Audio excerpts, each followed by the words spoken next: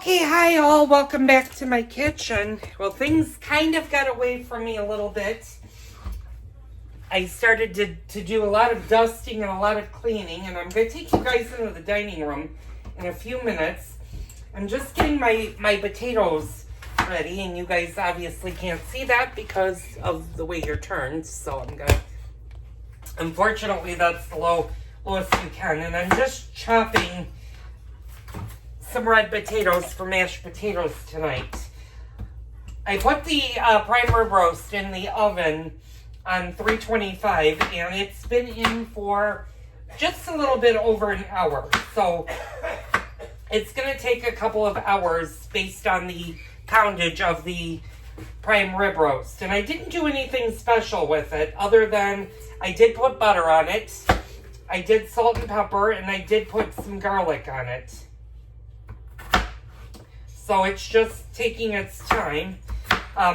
With this dinner for our anniversary, I'm going to be making some fresh asparagus in the toaster oven, which there is a video on, so I'm not going to show you how to do that. Nor am I really going to show you guys how to do mashed potatoes. I think you guys have seen enough of my videos for that. So I know I said I was going to film some of it, and then, like I said, time got away from me, and unfortunately, with the amount of recording that I've done today for videos that are up and coming, I didn't have my phone was running out of battery, because apparently cinematography setting uses a lot of battery. So I think this is enough potatoes. I don't even know how many I did, but this is a lot of potatoes, so I'm going to put these on the stove. I'm not going to start them quite yet because it is a little bit early to start things with. And unfortunately, here in Illinois, it got so warm today, I think it's almost 80 degrees, that I had to actually put the air conditioning on. So the air is currently on. And then next week, we're going to only be a high of 40 degrees, so the heat is going to go back on quite quickly. I'll probably end up putting the heat on either later on tonight or tomorrow. I don't know how mild it's supposed to be for tonight. So, since you guys really haven't seen much of the meal, and that was also my fault because, like I said, things got away from me. I'm going to take you guys into the dining room, and I'm going to show you my place setting and how lovely the dining room is. Excuse the mess over here. I did not do anything over there. I did, however, I pledged and dusted the piano, and you'll notice all of these pictures. And I'm going to flip you guys around so you guys can see. These are actually all photos of my grandmother and my grandfather on my mom's side. This is from their wedding in the 1940s when they were in Hawaii. And then on the other side, you might recognize the table in that picture. And I don't know, it's probably too far away. But that happened to be the kitchen table that I just got rid of. And I had a lot of good memories. But this is my table setting. You're going to notice that I did, in fact, clean the phonograph. The one that's underneath, let me sit you guys down and go over here. It'd be much easier than trying to hold you guys, and you guys won't see this. So the one this is the newer one that my husband bought me that several years ago. The one that's down here, and I'm going to have to go a little far back, is from the 1950s, and that's actually my grandparents' phonograph, and it actually does somewhat work. The speakers are a little wonky, in part because it hasn't been played in a long while. I am playing records, however, today on this, and I have all of my grandparents' Czechoslovakian and albums that they did. I'm not going to turn this on because I will get a copyright violation, even though this record happens to be probably 60 or 70 years old now. but it still has the copyright because it was a record. So anyway, I'm going to wrap up the video. I will come back once we do dessert, which will be several hours from now, but I'll come back. I did want you guys to see my lovely, and this is my mother's china, and unfortunately when my mother passed away, it sat for years in my grandparents' china cabinet collecting dust, and then when I got married, my grandmother gave me my mother's china. I only use this very, very, very rarely. Usually it's used for our anniversary, and usually I only use it at Christmas time. So it only gets used a couple of times a year. I have used it in the past for Thanksgiving, but I only use it for Thanksgiving if I have a lot of people coming. If it's just my husband and I, then I use my grandmother's other good china, which happens to be the poppy seed one that I don't know if you guys have seen videos of that. You probably have. That's the one I probably use the most. So, I am going to stop the video. I've got to get the potatoes going, getting the asparagus going. Let's do the asparagus since I got you guys, this is already long video. You know me, Mr. Long-Winded. Let's just do the asparagus now. Like I said, I'm going to do it in the toaster oven, and I should have turned you guys so you guys could see it.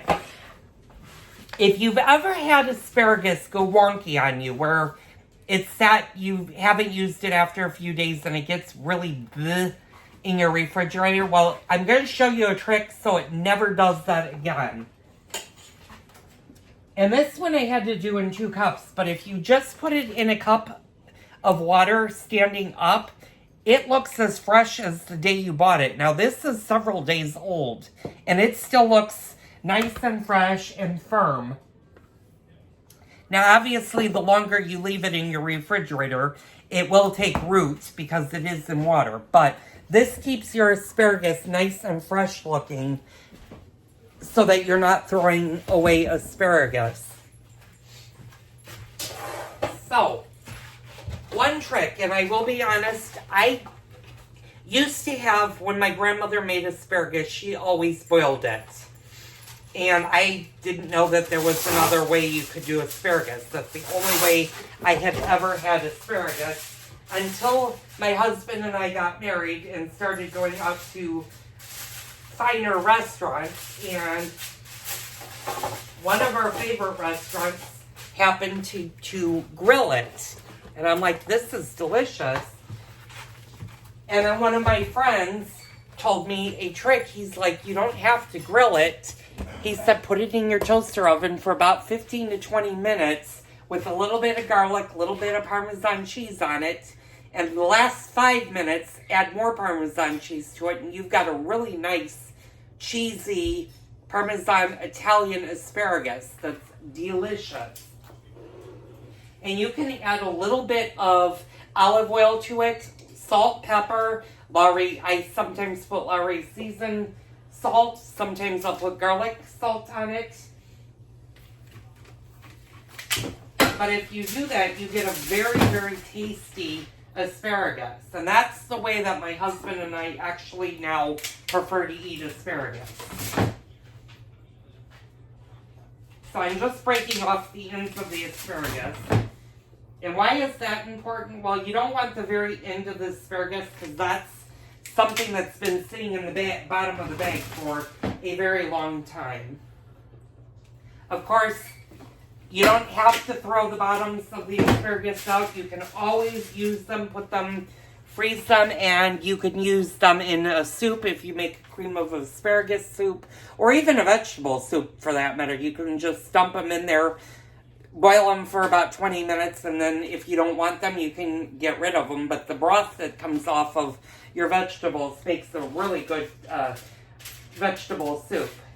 So, I'm just getting this ready. I'm going to put a little olive oil on it and a little salt tonight. I'm going to put some garlic on it, and when it comes time, I'm going to pop it in the toaster oven, and I'm going to bake it for about about 15 to 17 minutes at about 390 degrees. You can go 375 to 400 depending on how fast you want your asparagus to be cooked. So, I'll see you guys later on. I will show you the meal as it's being served. We're also going to do dessert later on, so stay tuned for that. Alright, hi everybody, welcome back to my kitchen. Nothing else has elapsed. The asparagus is here, potatoes are still on the stove, they haven't been started, roast is still in the oven. But I thought I'd come here and do a little bit of a quick chat, and that's like if you're serving for an anniversary or the holidays, when do you want to start opening like your wines and your champagnes and stuff? Well, our champagne is chilling in the refrigerator, so that you don't want to open until about the time that you're ready to put things on the table and you're lighting the candles. Red wines do need to breathe a little bit, so while the roast is sitting out for about 20-25 minutes before you carve it, you can go ahead and open your red wines. Now, white wines also should be chilled. And those you can also serve at the same time that you're doing champagnes. Keep in mind that white wines don't usually go with red meats. The rule of thumb is if you're eating a pasta or if you're eating a roast with a red sauce or anything that is a red meat, red wines pair well with those. For pastas with like seafood or in white sauce, your pork, fish, certain fishes, chicken, you can serve either red or white. It's a matter of preference. I'm more on the white wine, or my husband's more white wine drinker. I'm loving the red. So tonight, since we're having a prime rib of beef, I'm going to serve a red wine. And red wines should be served room temperature. They do not need to be chilled, and they should never go into a chiller unless they're a specific brand of red wine. And even then, you don't necessarily want to put a red wine in the refrigerator. So that was just a little tip from me. If my husband decides to do cocktails before dinner, I might have him do a special cocktail and take you along for that. I'll be back later. Okay, hi all, welcome to my kitchen. It is the close, it's 9 p.m. We're going to have dessert. You can see the champagne and the wine behind me. I took the jelly roll out when I started to wash the dishes, and I'm going to flip you guys over. Those are all the clean dishes that I need to put back. Dinner came out phenomenal. The prime rib was cooked a little bit more done than what I would normally do it. I prefer my prime rib rare. It was more of a medium rare to a medium well than it was rare. But it tasted delicious. The asparagus came out great. My husband made phenomenal potatoes. I am pooped. I have been cooking all day. It's our 24th wedding anniversary. We're celebrating. And I am going to call it a night. I would show you a piece of the jelly roll dessert once it's done. Once you take it out of the refrigerator and you're ready to start serving it, just sprinkle the top with a little bit of powdered sugar. You don't want to go crazy with the powdered sugar, but a little powdered sugar goes a long way. And then serve it room temperature with coffee or tea or hot chocolate, however you want to do it. We're going to have coffee. I'm going to bid you guys a very good night. Thank you so much for tuning in. Don't forget to hit the like button. Don't forget to leave me a comment and hit the subscribe button for more great Cooking with Joel videos. I'll see you on the next Cooking with Joel video.